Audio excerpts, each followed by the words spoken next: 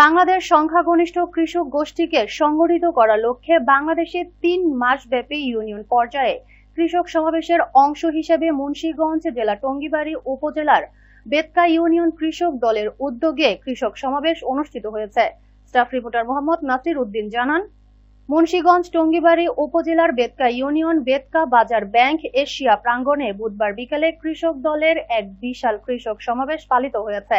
পবিত্র কোরআন তেলাওয়াত দিয়ে শুরু করেন এবং প্রধান অতিথির সাথে কৃষক ও কৃষক দলের নেতা কর্মীদের সাথে মতবিনিময় করেন। টঙ্গিবাড়ী উপজেলার কৃষক দলের সহসভাপতি মোহাম্মদ আব্দুল হালিম ব্যাপারীর সভাপতিত্বে প্রধান অতিথি হিসেবে উপস্থিত ছিলেন কেন্দ্রীয় কমিটির সাংগঠনিক সম্পাদক দীপু হায়দার খান। বিশেষ অতিথি হিসেবে উপস্থিত ছিলেন মুন্সিগঞ্জ জেলা কৃষক দলের সদস্য সচিব শহীদ মজুমদার, বিএনপির বেতকা ইউনিয়ন সভাপতি জহিরুল ইসলাম লেলিন সহ অন্যান্যরা। এ সময় অন্যান্যদের মধ্যে আরো উপস্থিত ছিলেন সাধারণ সম্পাদক কাদের পারভেজ ঢালী, টঙ্গিবাড়ী উপজেলা কৃষক দলের সিনিয়র সহসভাপতি আব্দুল আজিজ হাওলাদার, টঙ্গিবাড়ী উপজেলা কৃষক দলের সাংগঠনিক সম্পাদক মোহাম্মদ শওকত মাহমুদ সহ অন্যান্যরা।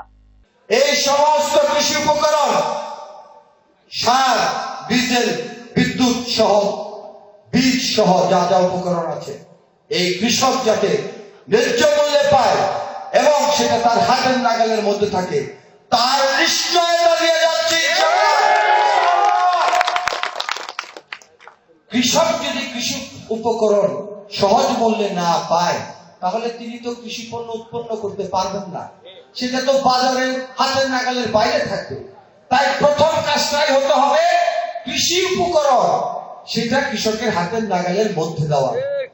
সেই কাজটি করার জন্য আমরা সারা বাংলাদেশে ৪,৫৭৮টি ইউনিয়নে তারেক রহমানের নির্দেশে আমরা এই কৃষক সমাবেশ করছি।